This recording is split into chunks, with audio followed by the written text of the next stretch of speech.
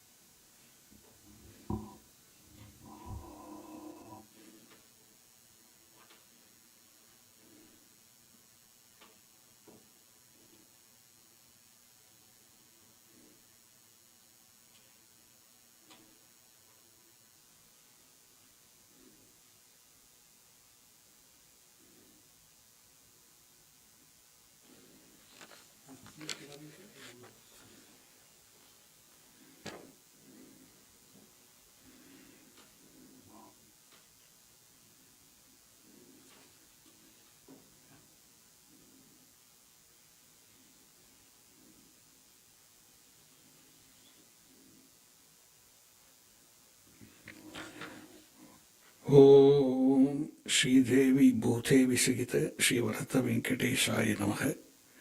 Cauchy விஸ்வநாதாய நமக. மாதா அன்னபூர்ணேஸ்வரியே நமக. ஓம் ஸ்ரீ மகாகணபதியே நமக.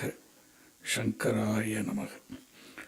ஓம் சகனா பவது சகனௌ புனக்து சக வீர்யம் கரவாவகை तेजस्विनावधीतमस्तु मा विद्विषावहैः. ॐ शान्ति शान्ति शान्तिः. मूकं करोति वाचालं पङ्गुं लङ्घयते गिरिं यत्कृपातमहं वन्दे परमानन्दमाधवं. यत्कृपातमहं वन्दे श्रीदयानन्दसद्गुरुं. यत्कृपातमहं वन्दे सद्गुरुं चन्द्रशेखरम्. So welcome you all to this special day of celebrating Sri Shankara Jayanthi. Jayanti means the day of one's birth, Janma Dinam. So it's Shankara's birthday that we are celebrating. Generally, when you say Jayanti, you usually celebrate the Jayanti of avatars, like Krishna Jayanti, Rama Jayanti. We don't call it Rama Jayanti. The Sri Ram Navami is also a celebration of the birth of Rama. Avatars, all the avatars have Jayantis. Recently we had Balarama Jayanti. Balarama is an avatara. Parashurama, Vamana. Even the forms that Bhagavan takes appropriate to the avatara's function, like Matsya, Kurma, Varaha. If you look at the daily almanac, you will see it's marked Matsya Jayanti, Varaha Jayanti, like this, Vamana Jayanti. So usually the Jayanti, the word Jayanti, when we celebrate, it's used with avatars. You don't celebrate Ishvara Jayanti, because Ishvara is Nirguna Nirakaraha. So therefore there is no embodiment. When there is no embodiment, there is no birth as such. There is no birth for Bhagavan. But when Bhagavan for a purpose takes a form, that we say avatara. Avatara is with a form. The form can be according to the function. Doesn't have to be necessarily a human form. Because if the job demands the form of a Varaha, then Bhagavan will take the form of the Varaha. If the function, the purpose requires the form of a fish, he will take Matsya Avatara, like this. But when there is an embodiment, then there is a birth. Then you celebrate the Jayanti. When you celebrate the Jayanti, that form becomes the altar for your worship. So you do puja, etc., whatever. Normally, we don't celebrate Jayanti of sadhus. We celebrate Aradhana. That is the day when they attain Videha Kaivalya. That is, the body is dissociated from them, from that form of that Acharya, a Guru or a Sadhu. So sadhus, we don't generally celebrate Jayanti. We have Tyagaraja Aradhana. Tyagaraja was a saint, was a composer all right, but also a saint. So like this, like Sadashiva Brahmendra, Aradhana, Kanchi Acharya, Aradhana. But then the convention has modified to some extent. So we celebrate Jayanti of sadhus also. But when we celebrate the Jayanti of sadhus, Shankara actually was a sadhu. So we celebrate his Jayanti and actually interestingly not his Aradhana. But when we celebrate the Aradhana of a sadhu, the Jayanti of a sadhu, you look upon him as an avatara. So Shankara is looked upon as an avatara. Then when the avatara, then there is an embodiment.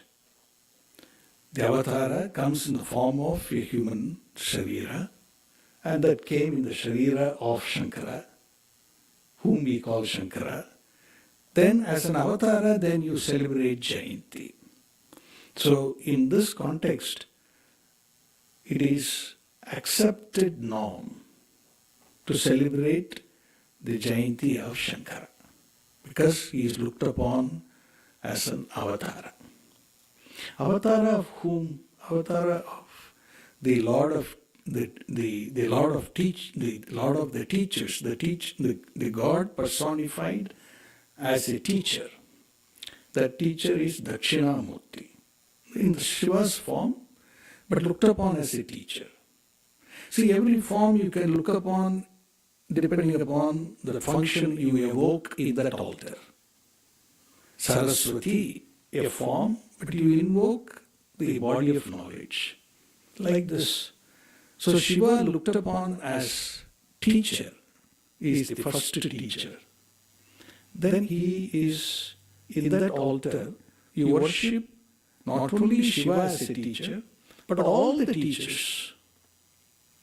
And so there is a verse that is said in according to Shankara, which is there in the handout. So we will start with that, which describes Shankara as an avatara of Lord Dakshinamurti.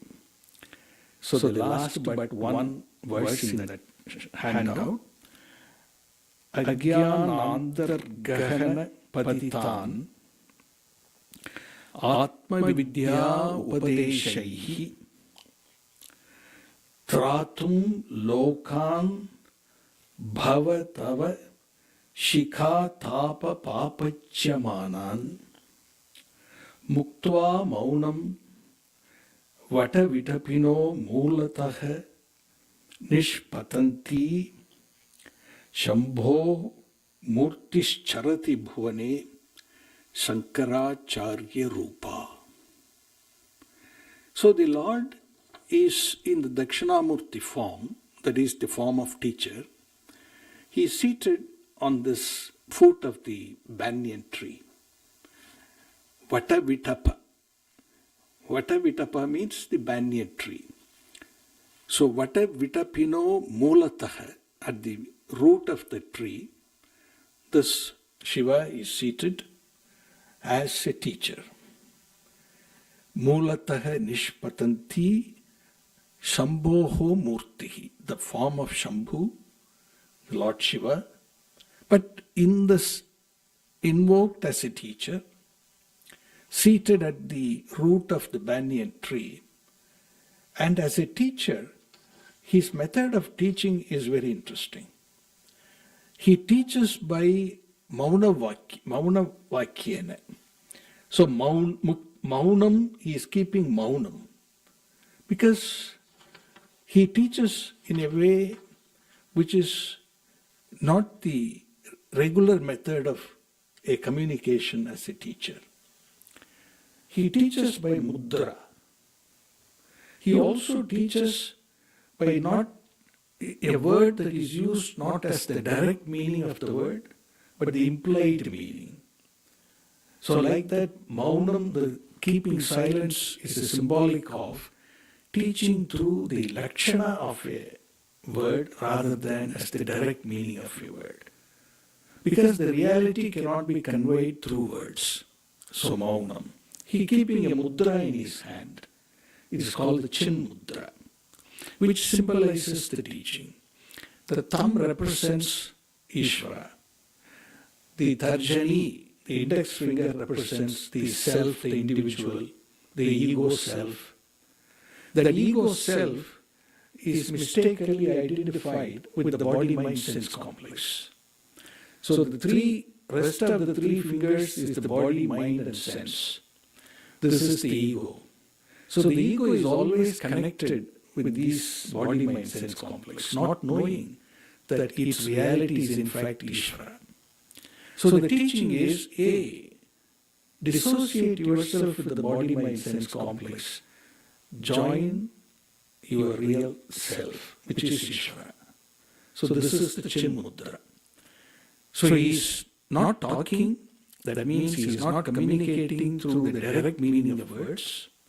He is keeping this chin mudra a symbolic form. His hand shows the chin mudra. Teaching is over. The whole reality is conveyed. That Shambhu, who is in the form of this Dakshinamurti, seated at the root of the banyan tree, suddenly he decides. Because there is a purpose. The purpose evokes the avatara. So what is the purpose? The purpose is he looks at the world of human beings. All those human beings are afflicted with this life of samsara, this life of birth and death, this cycle of becoming. And because of ignorance, this tarjani, this ego self, because of its ignorance that it really belongs to Ishvara, but out of ignorance associate itself with the body, mind, sense complex. So it's subject to all these afflictions, sorrows of the samsara. So ajnana, ajnanantargahana. So this ajnana is like a forest, very dense forest. So the fellow is caught in this dense forest, doesn't know the way out. And he is in the dense forest. There is also, let's imagine there is a forest fire, and in that forest fire he get caught in that fire. So bhava, dava, shika, tapa, papachyamanan. This forest fire is afflicted with that forest fire. That forest fire is nothing but the samsara. It is the fire of the samsara, bhavasakara, bhavatava. So he is caught in this. He is in this forest, doesn't know the way out. So this is an occasion. Bhagavan looks at, oh my God, people that I have created, I am responsible, they are all suffering. So let me do something about it. So he takes a form. How does he take a form? Because he's seated in this banyan tree. So from that banyan tree, where he's seated, fixed, Maunam Muktva, he says, oh, now I can't keep Maunam anymore. I have to talk to the people. I have to teach them the reality. I have to relieve them from the samsara. So Maunam Muktva, Tratum Lokan, out of the compassion, he wants to protect the people, save the people. Tratum Lokan, Shambhoho Murtihi, Shankaracharya Rupa, Bhuvane Charati. So he said, okay, let me take an avatara as the form of Shankara. And Shankara will go all over Bharat. He has traveled bare feet Bharat 3 times, it is said. You can imagine, I will talk about the time that he supposed to have born, this avatara took place. So for the benefit of the people, to teach people, to convey the reality to them of their reality, so that save them from these afflictions of the samsara of life of becoming. So this Lord Dakshinamurti, who is none other than the Shambhu, the Shiva, took the form of Shankaracharya, an avatara he took the form. So that avatara is Shankara. The day that avatara took place is what we celebrate as Shankara Jayanthi. So what is Shankara's time? There is a very interesting sloka. There are many Digvijayas. They are called the biography of Shankara. They go by the name Digvijaya.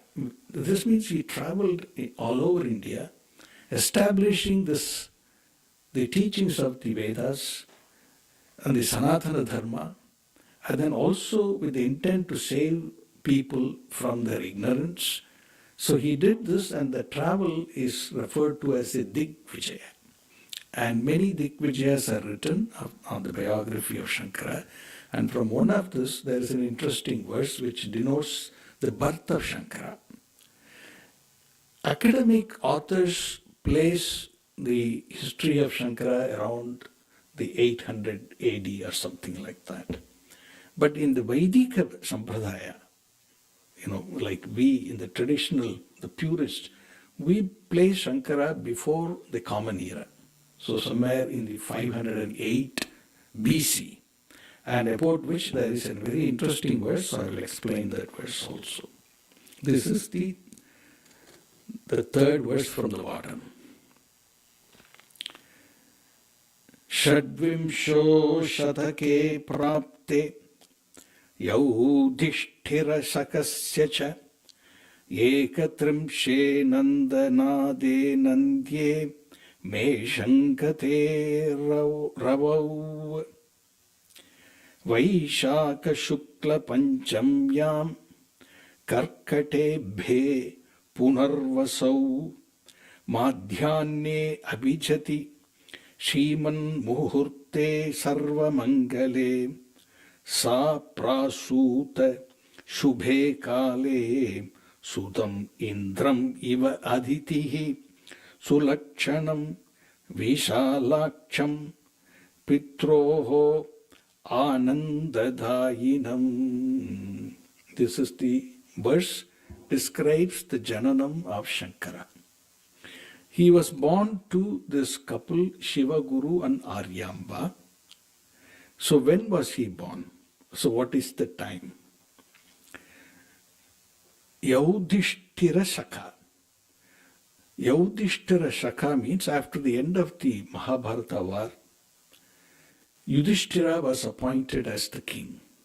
So that year when Yudhishthira was appointed as the king is called Yaudhishthira Shaka. This Yaudhishthira Shaka, it's the beginning of the Rajyam of Yudhishthira after the end of the Mahabharata war. After the beginning of the Yudhishthira Shaka, Shadvimsho Shatake, Shadvimshaka means 26, so Shatake, so the 26th century, of Yudhishthira Shaka. So from the Yudhishthira Shaka, 2600, 26th century. Ekatrimshe means 31.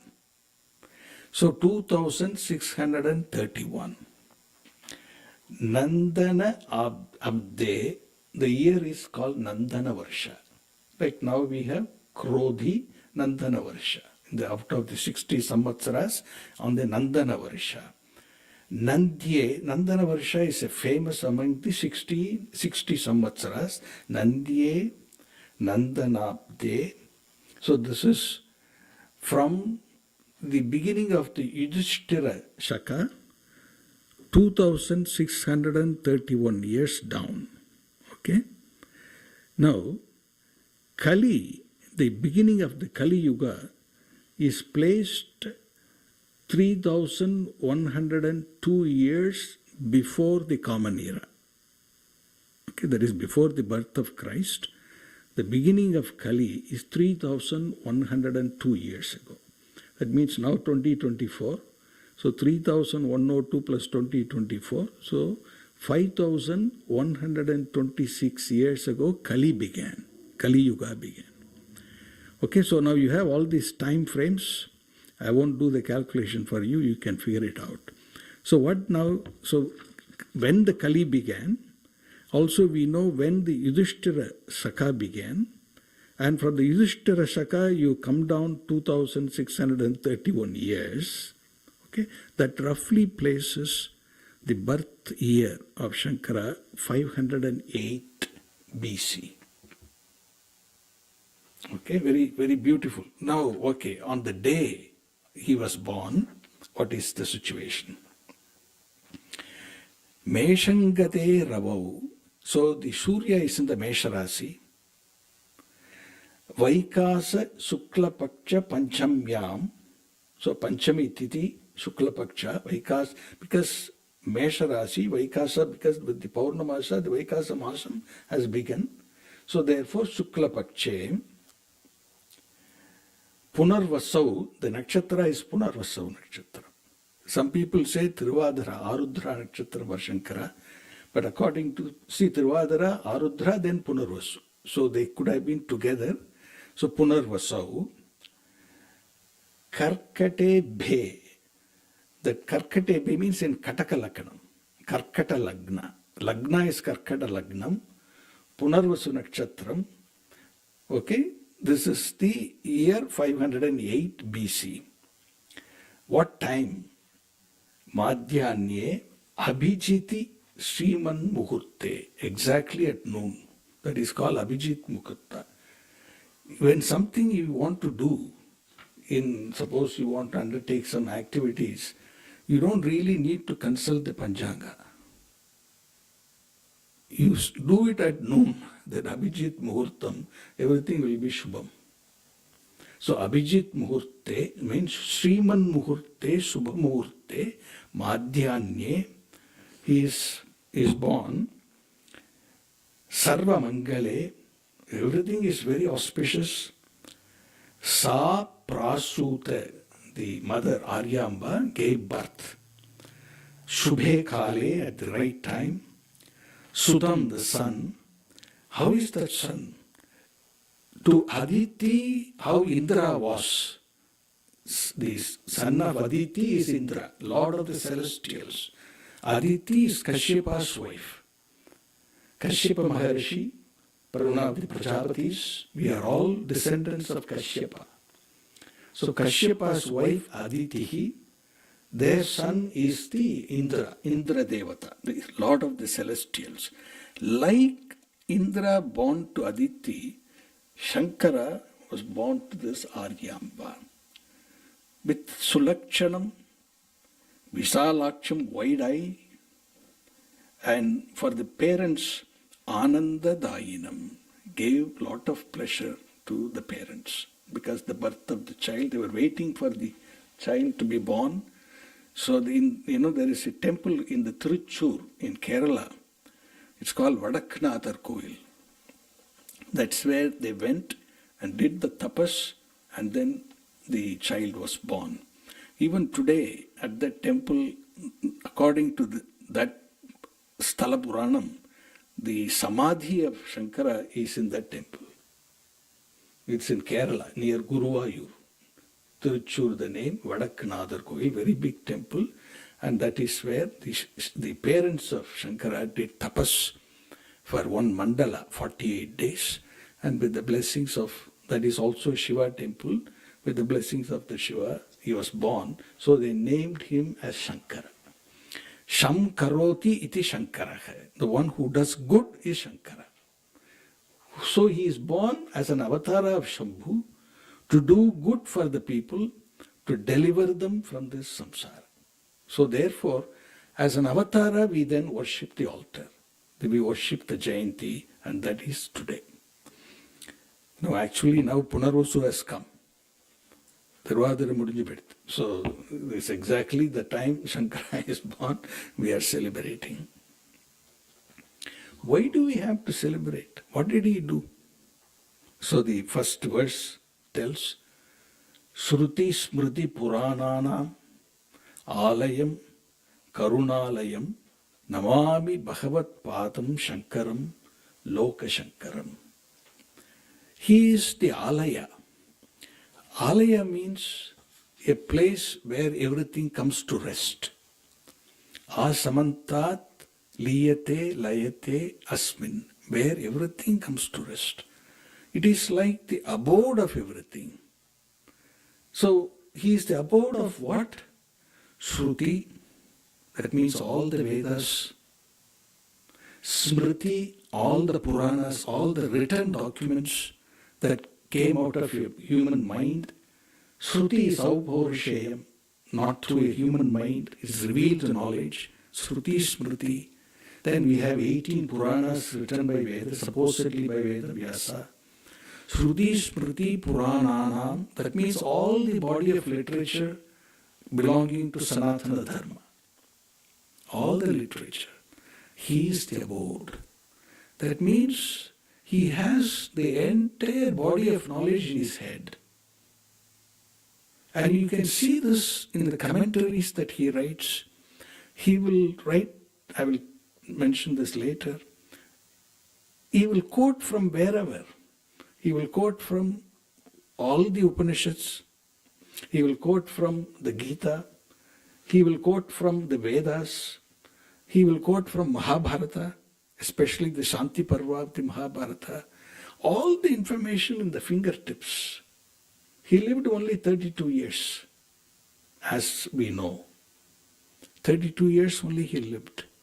But in 32 years, the accomplishments of Shankara are phenomenal.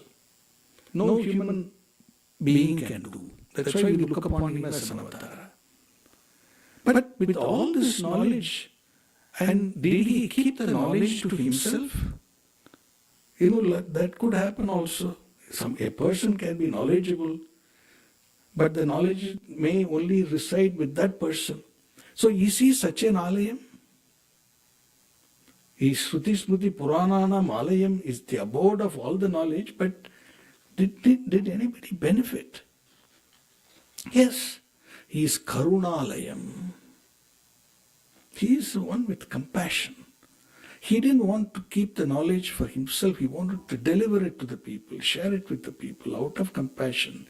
So he went around the whole Bharat 3 times. Imagine going the entire span of Bharat in 508 BC by foot. He did this 3 times, spreading the message of the Shruti. The message of Shruti is conveyed in the Smriti, and the message of both the Shruti and Smriti are conveyed in the Puranas. And all that knowledge, for what purpose? To reveal the reality of the self and the reality of the universe that the self confronts, and to show that the reality is one absolute reality, non-negotiable, invariable reality, which is the existence principle, the knowledge principle, the self-sufficiency principle, and that is the self, that is you, whoever the you may be, you, anyone it applies. That he shared, he delivered, he taught, he created teachers. Not only did he create teachers, he created a method of teaching, a sampradaya. Because you can have the material, but how do you deliver the material to people? There must be a way to communicate. So he devised the method of communication also. So with all the knowledge, he shared them with the people. He created these four principal teachers and created through them a method of teaching, which in turn those four disciples passed on. Then their teachers passed on to their disciples. So he created a whole sampradaya. He is not only the the embodiment of knowledge, the abode of all knowledge, but he is also sampradaya krit. A sampradaya krit means the one who created a sampradaya. Sampradaya means samyak pradhanam iti sampradhanam. Something which is handed over correctly, fully and rightly. That is called sampradhanam, sampradaya. Hand down.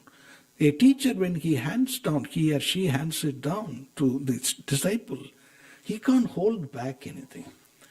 Oh, I'm going to keep this raga from a music teacher. I'm not going to teach this raga. I'm going to keep it to myself. That's not sampradhanam. Anything that you have, you share.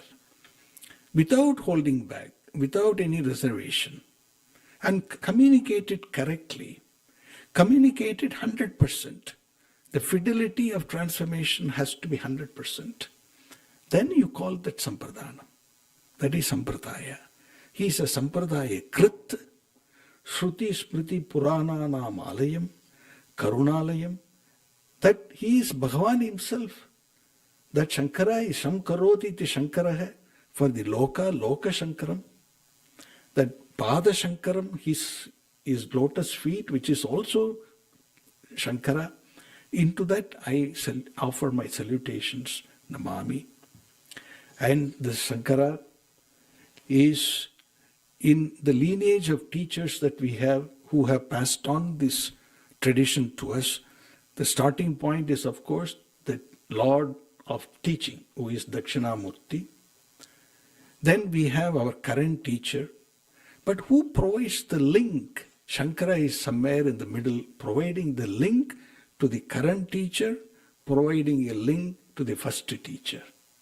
So, Sadashiva Samarambham, Shankaracharya Madhyamam, Asmatacharya Priyantam, Vande Guru Paramparam. Shankara provides an important link in the middle, connecting to the teachings that existed before him. And you can see that in the commentaries of Shankara. He refers to commentators of the Upanishads who were there before him. And then he himself, then he created a lineage of teachers. So this whole tradition has continued, but Shankara provides an important link between what existed before him and what followed after him. So Shankaracharya Madhyamam, Asmadacharya Priyantam, unto the current teacher that I have. Our current teacher is none other than Shankara. That is the attitude, that is the bhavana. You look at your teacher now as Shankara. You don't look at as teacher so-and-so. Hey, it is Shankara who is teaching that same sampradhanam, the same sampradaya. He is also blessed from the same first teacher, Lord Dakshinamurti. So, Asmadacharya Priyantam, unto this current teacher that I have, Vande Guru Paramparam. Without that lineage, what do we have? Nothing. How is that lineage maintained? Pujya Swami Dayananda was traveling in Europe sometime. You know, the Europe, they have this gypsies. They could have been originally from Bharat also, we don't know. So some gypsies met him, some leaders of that group. They live in Romania and places like that. They asked him, you know, whatever traditions we had, the gypsy tradition, if you will, it's all disappeared. How come your tradition I don't know, has been for thousands of years, is intact. Even today it is intact. How is it possible, sir? What is your secret? Then Swamiji replied, is because we have a teaching tradition. No other tradition can claim it. Others preach, we teach. It's a teaching tradition. The teaching tradition has been handed down over generations of teachers, preserving the fidelity of the original for thousands of years. That is the value. That is the greatness of Sanatana Dharma. And he represented that Sanatana Dharma. Shankara represented it. He never claimed to be the originator of anything. He is the true Bharatiya. He said, I am only saying what the Upanishads communicates, what the Vedas communicate. What is the Tatparya of the Veda is what I am communicating. I am not saying anything of my own. This has to be transferred because it's aupaurishaya vishaya. It is revealed knowledge. It is not the knowledge born of a human mind. Because any knowledge born of a human mind is subject to that human mind's personal ragadveshas, likes and dislikes. It is revealed, like gravity is revealed to Newton. Newton didn't discover gravity. Even before he sat under the apple tree, there was gravity. He didn't discover gravity just because an apple fell on his head. It is revealed knowledge. Our whole Veda is revealed knowledge. Aupaurishaya vishaya. It is not coming through a human mind. What is knowledge? And that knowledge is to the people who are doing the contemplation on that subject, who have been thinking about that subject, like Newton was thinking about that there must be something like gravity. Then it was revealed to him. So like this, these rishis were thinking of what is this reality. Hey, what is the reality of I, who witnesses this beautiful, variegated Jagat, this universe? Is there a causal factor for this universe? Is somebody created this? How is this is facilitating my confrontation? When I open my eyes, I see. Wherever there are eyes, there is eyesight. How is this all possible? You wonder. Then the knowledge is revealed. Yes, there is a principle that's called existence principle, Sat. There is a principle, knowledge, called the Chit. And there is a self-sufficiency principle. The universe, the creation is self-sufficient. 100% self-sufficient. That is Ananda or Ananta. And that is the reality.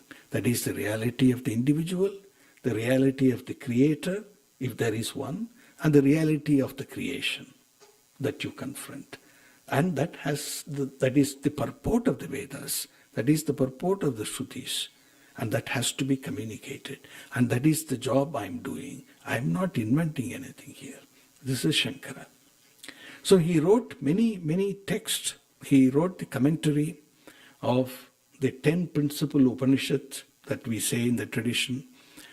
According to a count, there were 1108 Upanishads in the Vedas, dispersed over all the 4 Vedas. Now we have only 11.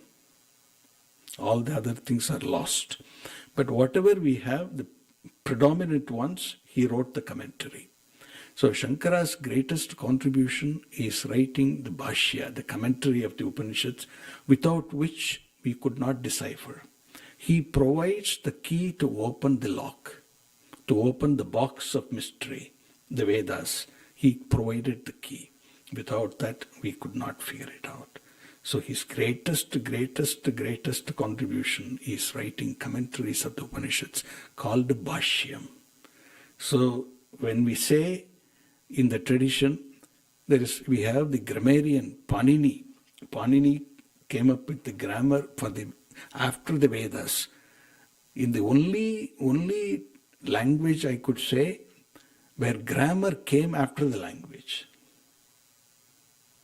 The grammar came after the language. The Veda was already there. He looked at the Vedas. Panini came up with a system of grammar based on the language which was existing in front of him. It didn't come later. So he brilliantly codified this whole entire grammar in 4,000 and odd sutras called Panini Sutras. And Patanjali Maharishi wrote a bhashyam for that commentary. That's called Mahabhashyam. So in the tradition, if you hear the word Mahabhashya, it is the Patanjali's bhashyam of Panini Sutras. But when we say Bhashyakara, it is Shankara. Mahabhashyakara is Patanjali Maharishi. Bhashyakara means Shankara. He wrote the commentaries for what we say Prasthanatrayam. We have three texts that we study in the tradition. The Upanishads, Gita and Brahma Sutra, written by Vedavyasa, is called Prasthana. Prasthanatrayam, three things. Prasthana means a road. But to really give you what Prasthana means, you go to Varanasi or any place, you want to go take a dip in the Ganges, you can't just approach Ganges. There has to be what we say a ghat. A ghat has to be provided, so where people can negotiate the approach to the river to take a dip in the river. So Prasthana means a ghat.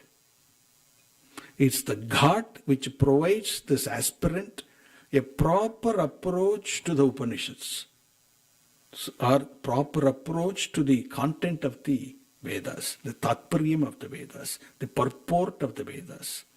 So it is the ghat. You approach through that ghat. Don't go directly into take a dip in Ganges. Like that, Prasthanatrayam, Bhagavad Gita, Brahma Sutra and the Upanishad. And Bhagavan Shankara wrote a commentary. It's called Bhashya. And Sutrakara means Vedavyasa, the Bhikshu Sutram or Brahma Sutram. So Shankaram, Shankaracharyam, Keshavam, Badarayanam. Badarayanam is Badari's son is Vyasa, so he's called Badarayana. He created or he composed the Bhikshu Sutras called Vyasa Sutras or Brahma Sutras. He is in fact the Lord Narayana. Shankara is Shankaracharya, this Lord Shiva is in fact Shankara. Sutra Bhashyav Krutau Aham Bande Bhagavantav Punah Punah. One created the sutras, that is Vedavyasa. One made the Bhashya, that is Shankara. To both of them who are looked upon as Bhagavans, we salute again and again and again.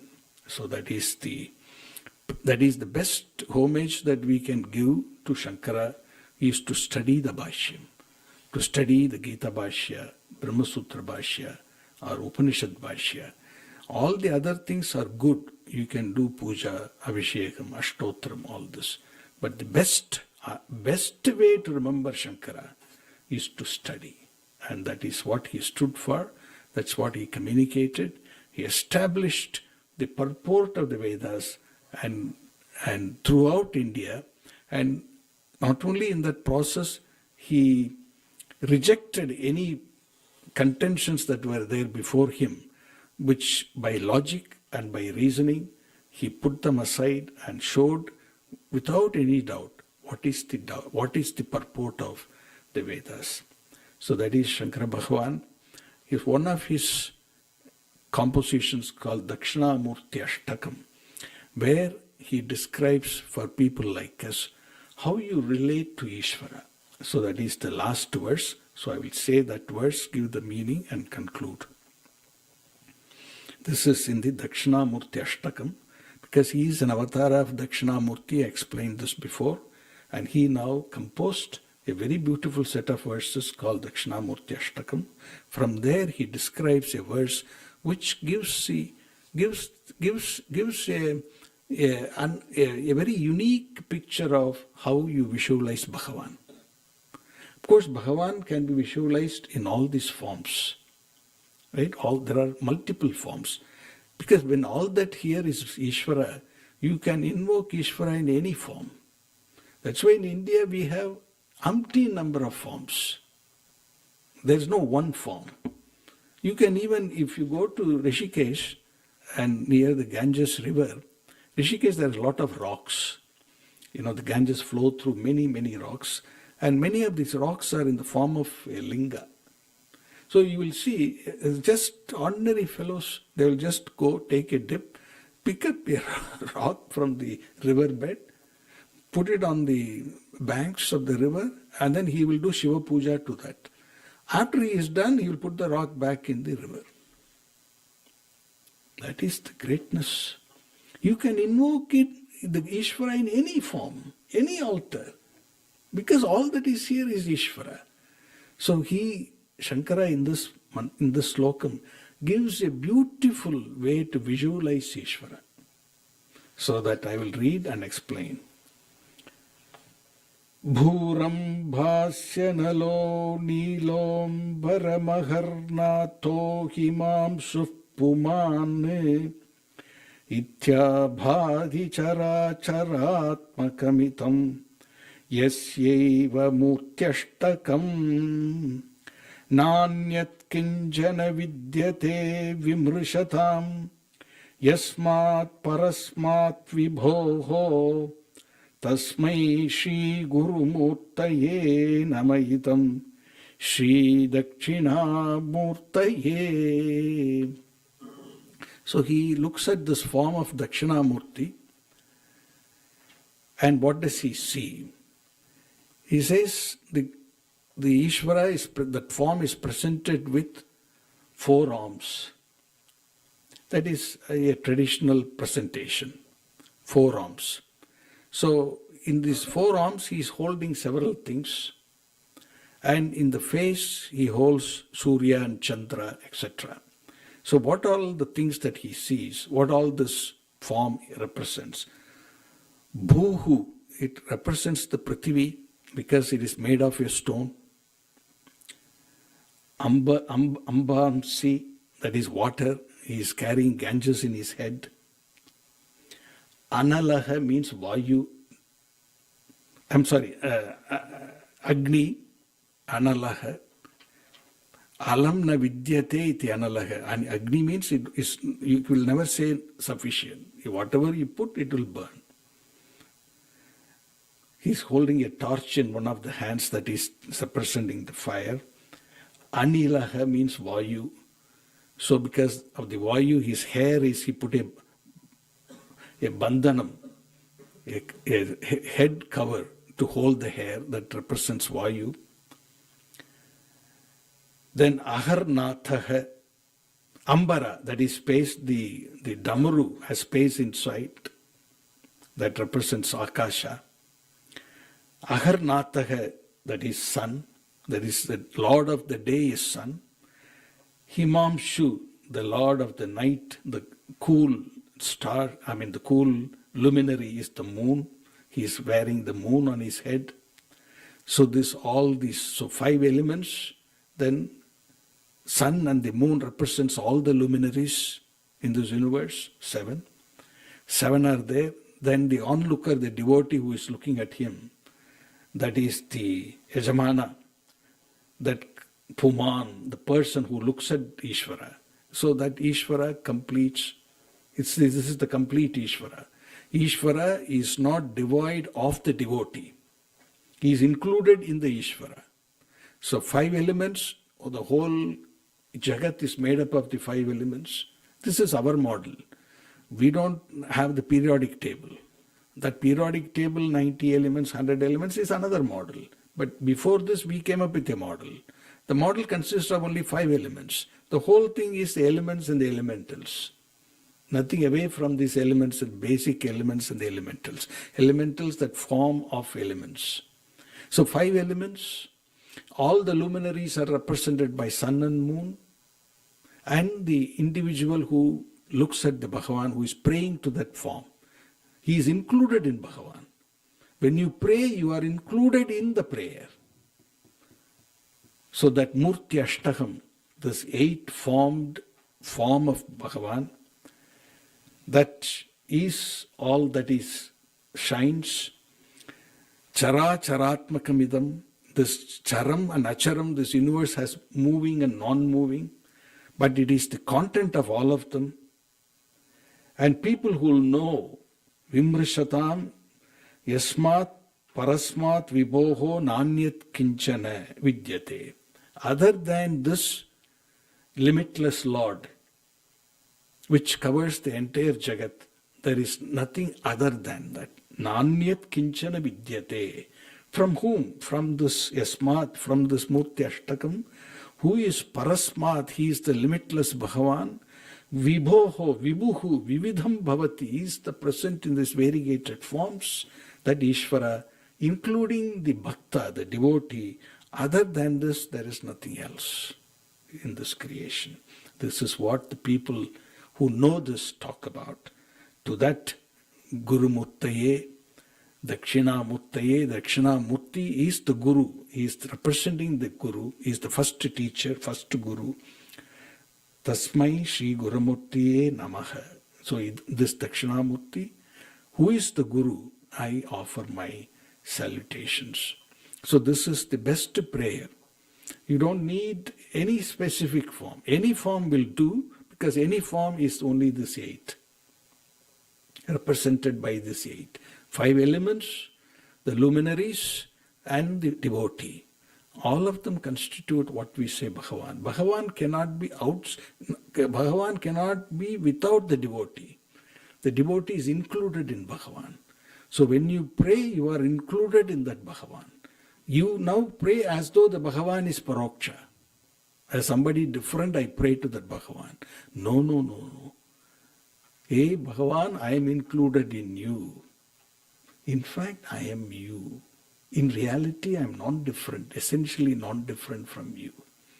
The wave is water. The ocean is also water. The content of ocean is H2O. The content of wave is H2O, water. So the wave, knowing that it is water, prays to the ocean, knowing that it is also water. So at the level of water, there is oneness. At the level of form, wave and ocean, there is a difference. But the one who knows this, the wave prays to the ocean, knowing the content is water, still prays to the ocean. Hey, I am included in you. I am non-different from you. Then the prayer is the most efficacious prayer. And that is the message of Shankara.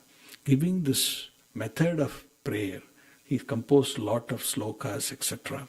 Many of them are attributed to him.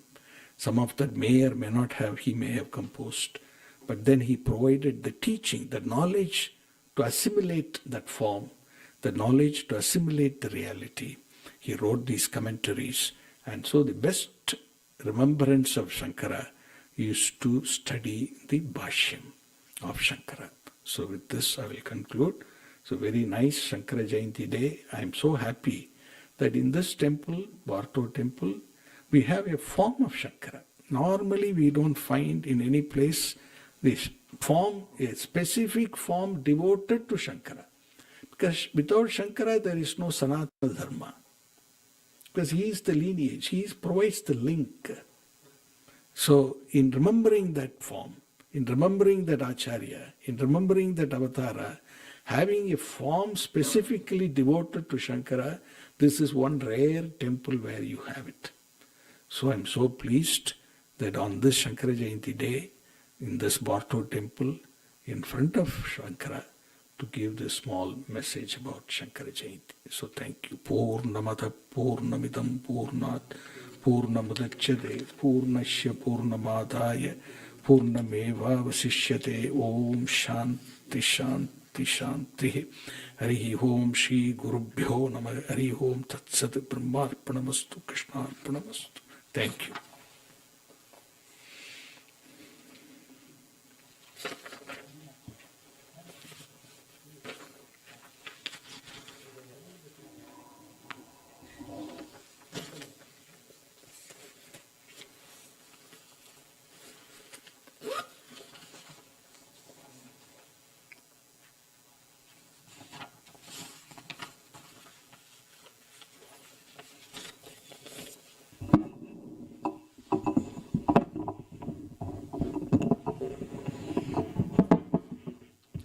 Namaste, Namaskaram Mama. So, just an introduction for Swaminathan Mama. In his profession, he's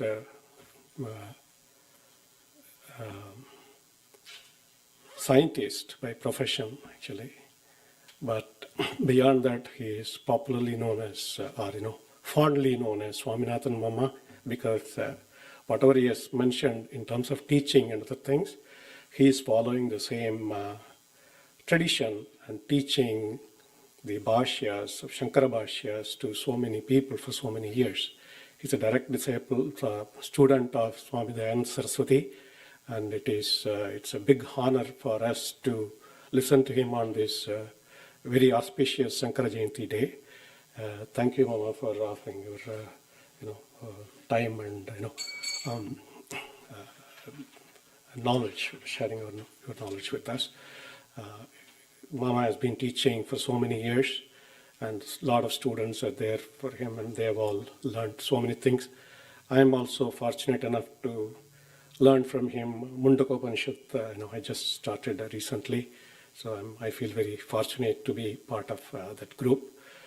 When Mama mentioned that we have to celebrate Shankara Jayanthi at Barto temple, I was very happy to organize through Shyamji. Actually, he has talked to Shyamji how to do it. Actually, how Shankara Jayanthi should be celebrated.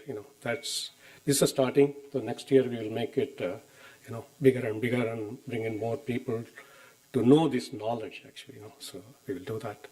Thank you so much for your time. Thank you, Shyamji, for organizing this. Okay, thank you. Okay. ॐ श्रुतिस्मृतिपुराणानामालयं करुणालयं नमामि भगवत्पादं शङ्करं लोकशङ्करं सदाशिवसमारम्भां शङ्कराचार्यमध्यमाम् अस्मदाचार्यपर्यन्तां वन्दे गुरुपरम्परां सद्गुरुभ्यो नमः.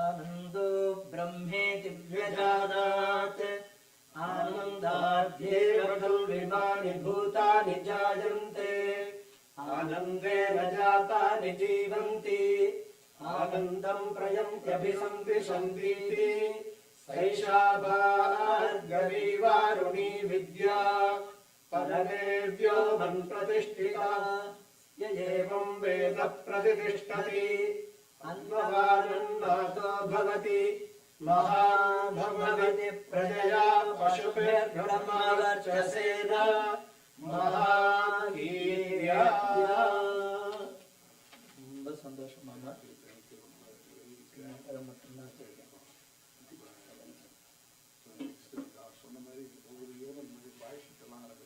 Thank you.